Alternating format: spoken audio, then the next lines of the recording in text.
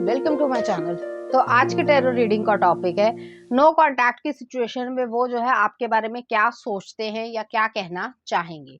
ये जो है एक टाइमलेस कलेक्टिव रीडिंग है। कुछ चीजें आपकी सिचुएशन से रेजोनेट करेगी, कुछ चीजें नहीं भी रेजोनेट करेगी, आप उसे एज इट इज छोड़ सकते हैं। अगर आप मेरे चैनल पे नए आए हैं तो आप इस चैनल को लाइक करें, शेयर करें, सब्सक्राइब करें और हाँ, बेल आइकन को जरूर ऑल पर प्रेस करें जिससे आपको सही समय में नोटिफिकेशंस मिल पाए और आप कंटेंट को एंजॉय कर पाए। अगर आप चाहें तो मुझे इंस्टाग्राम पे फॉलो करें। प्रिस्टेस, ओके, पाइसेस एनर्जी है। नेक्स्ट आ रहा 3 ऑफ कप्स, अभी मैं आपको बताती हूँ। कैंसर पाइसेस कॉपिक एनर्जी। नेक्स्ट आ रहा 4 ऑफ कॉइंस। नेक्स्ट आ रहा है 7 ऑफ पेंटिकल्स और नेक्स्ट आ रहा है यहाँ पे 7 ऑफ वॉन्ड्स। ओके, तो यहाँ पे नो कॉन्टैक्ट की सिचुएशन में जो है ये चीज़ है कि यहाँ पे मुझे लग रहा है मिस्टीरियसनेस तो है ही है, कोई बातचीत नहीं हो रही है, सेपरेशन ऑलरेडी हो चुका है और यहाँ पे थर्ड पार्टी सिचुएशन भी हो सकती है। अब कुछ लोगों के लिए जो है ये चीज़ होगी। नेक्स्ट आ रहा है यहाँ पे 3 ऑफ सॉर्ड्स भी आया है कि कुछ लोगों के लिए कोई पर्सन है कि उस पर्सन के लिए आपको जो है वो छोड़ा है या चीट किया हो, इस तरीके से भी है। और अगर ऐसा नहीं है, ये चीज़ आपसे रेजोनेट नहीं करती है, तो कोई ना कोई फैमिली मेंबर, कोई फ्रेंड सर्कल, कोई जो है गॉसिप करने वाले लोग, जिसकी वजह से या एक जैसे होता है ना ओवरऑल सोसाइटी का डर, लोग क्या कहेंगे, ये हो जाएगा, लोग मेरे बारे में क्या सोचेंगे, अपनी इमेज को जो है बहुत ज़्यादा अच्छा नीट एंड क्लीन दिखाने के लिए जो है दूसरे पे जो है कीचड़ उछालना, तो समथिंग इस तरीके की चीज़ यहाँ पे हुई होगी। नेक्स्ट आ रहा है यहाँ पे 4 ऑफ कॉइन्स है, 7 ऑफ कॉइन्स है, 7 ऑफ वॉन्ड्स है। नेक्स्ट आ रहा है यहाँ पे 9 ऑफ सॉर्ड्स भी आया, 3 ऑफ सॉर्ट्स के बाद कि ये पर्सन जो है ओवर थिंक करते हैं, आपके बारे में सोचते हैं, जितनी भी आपके साथ जो है वो एक रिग्रेट भी है यहाँ पे कि जो भी बोला होगा, कुछ गलत शब्द भी बोले होंगे, लड़ाई हुई होगी, झगड़ा हुआ होगा, ब्लेम किया गया होगा, तुमने ये किया है, तुमने वो किया है, तो वो चीज़ भी जो है उसके लिए वो शर्मिंदा भी है। यहाँ पे यही एनर्जी रही है कि जब आपकी लड़ाई हुई होगी या झगड़ा हुआ होगा तो इस पर्सन ने कोई स्टैंड लिया ही नहीं होगा और आपको जो है लोगों ने इंसल्ट करने की कोशिश करी होगी और ये चुपचाप जो है वो सुनता रहा होगा या रही होगी, जो भी जेंडर हो। तो ऐसी सिचुएशन में जो है आपको बहुत ज़्यादा इंसल्टिंग महसूस हुआ और आपने जो है हमेशा हमेशा के लिए इस पर्सन को छोड़ दिया। अब वो जो फीलिंग्स हैं वो ये चीज़ है कि जितनी भी चीज़ें हुई हैं आप लोगों के रिलेशनशिप से रिलेटेड, लड़ाई हुई हो, झगड़ा हुआ हो, कुछ और चीज़ें रही हों, किसी का इंटरफेरेंस रहा हो, चीट किया हो, वो सब चीज़ें उनके दिमाग में लगातार बार-बार घूमती रहती है। वो जो है अपने आप को डिस्ट्रैक्ट करने की भी कोशिश करते हैं, लेकिन उसके बावजूद जो है ये चीज़ें चलती रहती हैं। उन्होंने ये सोचा था कि मैं जो हूँ इस पर्सन को मैनिपुलेट कर लूँगा या कर लूँगी, लेकिन ऐसा हो नहीं पाया। और नेक्स्ट है 7 ऑफ सॉर्ड्स है, सॉरी, 7 ऑफ वॉन्ड्स है, 3 ऑफ सॉर्ड्स है, 9 ऑफ सॉर्ड्स है, नाइट ऑफ वॉन्ड्स है। कुछ और कार्ड्स भी देख लेते हैं। नेक्स्ट आ रहा है 6 ऑफ वॉन्ड्स है और नेक्स्ट आ रहा है यहाँ पे द हैंगमैन। तो आपने जो है इस पर्सन की लाइफ को ही एक तरीके से चेंज कर दिया या स्पिरिचुअल अवेकनिंग कर दी है। ये पर्सन जो है वो अपनी इमेज को लेकर बहुत ज़्यादा चिंतित था या थी, जो भी एनर्जी हो। तो इस पर्सन ने जो है आपके लिए कोई स्टैंड नहीं लिया और आपको एक तरीके से बिट्रे किया, धोखा दिया और आप बहुत ज़्यादा परेशान भी हुए क्योंकि आपने इस पर्सन को एक फैमिली मेंबर की तरीके से देखा था। आपने जो है कहीं न कहीं एक सपने भी मतलब सजाए थे कि ये पर्सन जो है मेरे साथ रहेगा या रहेगी और आप जो है लाइफ़ क्रिएट कर पाओगे। यहाँ पे मुझे ये भी लग रहा है कि इस पर्सन ने शुरुआती समय पे जब आपको अप्रोच किया होगा तो एक फिजिकल चीज की वजह से अप्रोच किया होगा, लेकिन उस पर्सन को भी ये पता नहीं होगा कि आप इतने जेन्युइन या ऑथेंटिक पर्सन होगे कि ये पर्सन जो है आपके लिए फीलिंग्स को कैच कर लेंगे। यहाँ पे ये भी एनर्जी है कि इस पर्सन ने जो है आपको सरेआम जो है गलत तरीके से बोला होगा या ब्लेम ही आपके ऊपर डाल दिया होगा कि भाई ये करता रहता है या करती रहती है, अदरवाइज मैंने तो कभी कुछ किया ही नहीं है। तो इस तरीके की भी सिचुएशन है। लेकिन यहाँ पे जो है जितना भी उन्होंने किया वो सब कुछ जो है उल्टा हो गया है या टेबल्स टर्न वाली सिचुएशन है कि पहले आप जो है वो उनके लिए लॉन्गिंग रखते थे, लेकिन अब जो है ये पर्सन आपके लिए लॉन्गिंग रख रहे हैं, आपसे बात करना चाहते हैं, आपको देखना चाहते हैं। क्योंकि थर्ड पार्टी सिचुएशन है, जिन लोगों के साथ जो है कोई और पर्सन भी आ चुके हैं या आ चुकी हैं, उसके बावजूद जो है ये पर्सन आपको जो है वो मिस करते हैं या ये कह सकते हैं एक फिजिकल चीज की वजह से भी आना चाहते हैं, क्योंकि वो उनके बीच में जो रिश्ता है वो बहुत ही ज्यादा फ्रस्ट्रेशन वाला है। तो ऐसी सिचुएशन भी है। हालांकि मैं उन्हीं लोगों के लिए कह रही हूँ जो अगर आप जानते हो कि कोई और इंसान जो है वो उनकी लाइफ में है। नेक्स्ट आ रहा है आपके लिए यहाँ पे जजमेंट आया है, स्कॉर्पियो एनर्जी है, एक रीबर्थ वाली सिचुएशन है। यहाँ पे जो है एंजल्स हो गए, स्पिरिट्स हो गए, वो आपको हेल्प कर रहे हैं कि आप अपनी लाइफ में जो है एक न्यू बिगनिंग शुरू कर पाओ। नेक्स्ट आ रहा है 5 ऑफ कॉइंस। ये इस पर्सन का कर्मा भी है, एक तरीके से इस रीडिंग में कर्मा भी आ रहा है कि ये पर्सन जो है अपने आप को आइसोलेटेड या अकेलापन फील करते हैं सब कुछ होने के बावजूद, क्योंकि इस पर्सन ने शादी जो की है अगर करी है तो आपको पता होगा, और अगर नहीं भी करी है तो भी जो है ये पर्सन अकेलापन महसूस करते हैं।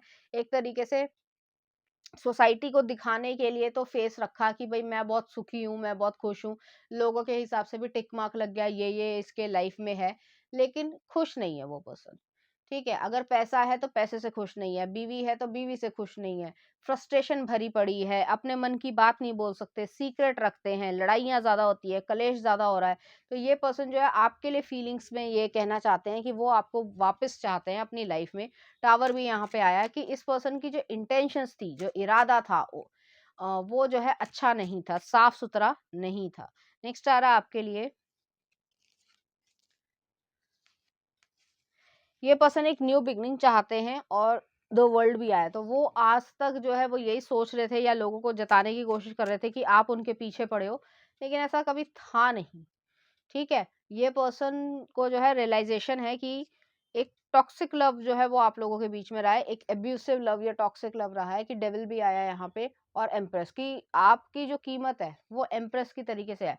आप एक डिवाइन लाइट हो या डिवाइन जो भी आपका जेंडर हो, फेमिनिन हो या मैस्कुलिन हो, आप एक डिवाइन पर्सन हो, और आपके साथ उस पर्सन ने ऐसा किया है और मैनिपुलेट करने की कोशिश की है, लोगों के सामने बदनाम करने की कोशिश की है। ये सब के लिए वो माफ़ी माँगना चाहते हैं, आपके साथ एक न्यू बिगनिंग शुरू करना चाहते हैं, या ये कह सकते हैं कि एक माफ़ी माँगकर हार्मनी क्रिएट करना चाहते हैं। जो दुश्मनी आपके बीच में हो गई है या कड़वाहट आपके बीच में आ गई है, आप उनकी शक्ल नहीं देखना चाहते हैं, या ये कह सकते हैं कि आपने इस पर्सन को बद्दुआ भी दी होगी, क्योंकि आपको बहुत ज़्यादा परेशान किया गया जबकि आपने कभी कुछ किया ही नहीं। उसके बावजूद जो है इस पर्सन ने आपके लिए इस तरीके से हरकतें करी हैं और आपने बद्दुआ दी होगी, और ये अपने मतलब कर्मा जो है वो भुगत रहा है या भुगत रही है, ऐसी सिचुएशन है। और अगर इसने शादी कर भी ली है तो भी जो है ये अपनी ज़िंदगी में कभी भी खुश नहीं रह पाएगा या रह पाएगी, क्योंकि वो जो है बंधन है, समाज का बंधन है, आपसी कोई तालमेल है ही नहीं। एक टॉक्सिक रिलेशनशिप आप लोगों के बीच में रहा होगा, और इस पर्सन ने अपनी लाइफ में भी एक टॉक्सिक मैरिज को जो है, अगर वो हो चुकी है तो मैं कह रही हूँ, तो टॉक्सिक जो है मैरिज को भी अपनी लाइफ में मैनिफेस्ट करा है, और इस चीज़ का जो बर्डन है वो इसी पर्सन को उठाना पड़ेगा। नो कॉन्टैक्ट की सिचुएशन में यही चीज़ आ रही है कि ये पर्सन रियलाइज़ कर पाए हैं कि उनके मन में आपके लिए हमेशा से फीलिंग्स थी। उन्होंने अपने इस रिलेशनशिप को सेल्फ सैबोटाज किया। एक कह सकते हैं आपके साथ जो है वो गलत काम किया, या डर्टीनेस जो है वो आपके लिए रखी। जैसे होता है ना कि इंसान जो है अपने फ़ायदे के लिए किसी का भी कत्ल कर सकता है। हालाँकि बोलना नहीं चाहिए, लेकिन ये होता है, ये लाइफ है। लाइफ में जो है लोग इसी तरीके से करते हैं क्योंकि अपना स्वार्थ सबसे ऊपर हो जाता है। तो इस पर्सन ने ज़रूरत से ज़्यादा सेल्फिशनेस करी, जिसकी वज़ह से आपने इस पर्सन को बद्दुआ दी और आप बहुत रोए होगे। आपने कभी भी जो है ये सोचा भी नहीं था कि ये पर्सन जो है आपके लिए इस तरीके से करेगा या करेगी।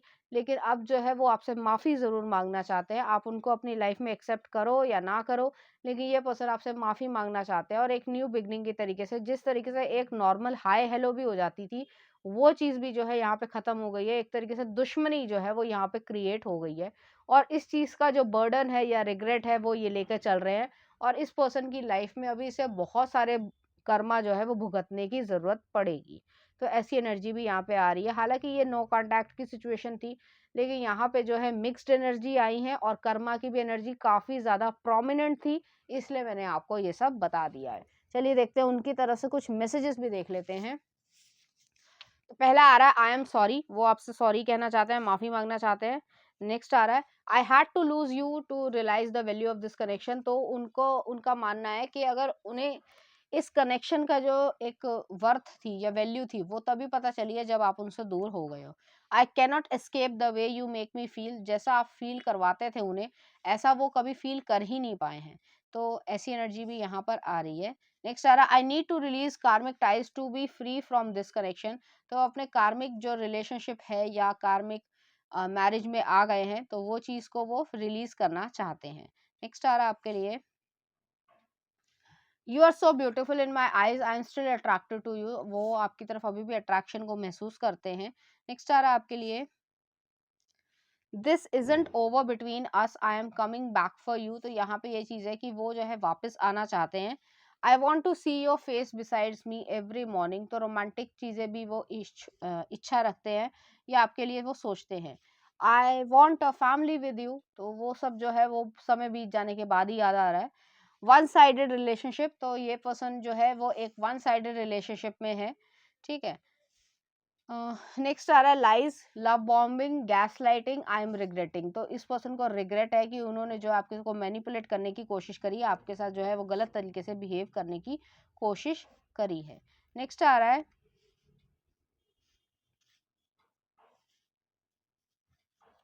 I feel you leaving me behind, तो आपने जो है इस पर्सन को हमेशा हमेशा के लिए छोड़ दिया है। और लास्ट में आ रहा है I regret my poor choices, तो इस पर्सन को रिग्रेट है कि उन्होंने जो है आपको छोड़कर किसी और को चुन लिया या समाज को चुन लिया, जैसे भी हो सकता है सिचुएशन, देख लेना। तो वो चीज़ में वो कभी खुश रह नहीं पा रहे हैं और ना ही रह पाएंगे, उन्हें जो है ये चीज़ समझ आ गई है। लेकिन अब जो है उन्होंने अपने लिए एक ऐसा बेड चुन लिया जो इसमें कांटे ही भरे हुए हैं, और उनको जो है उसके ऊपर ही अब रहना पड़ेगा, क्योंकि आपके साथ भी उन्होंने बहुत कुछ गलत कर दिया है। तो चलिए देखते हैं कुछ चार्म्स।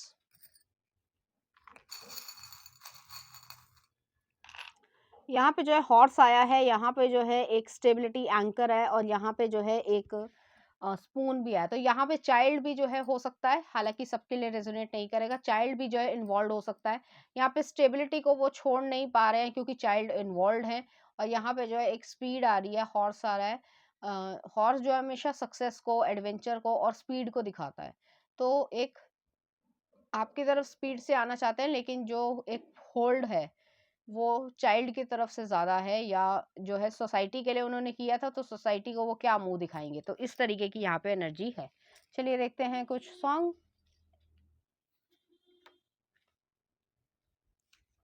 पहला आ रहा है तेरे संग यारा, रुस्तम मूवी का है, आपके लिए ऐसा फ़ील करते हैं। और नेक्स्ट आ रहा है तुम ही हो आशिकी 2, तो इस तरीके के गाने जो आपको डेडिकेट करना चाहेंगे, इसी तरह की फीलिंग्स जो है वो आपके लिए फ़ील करेंगे।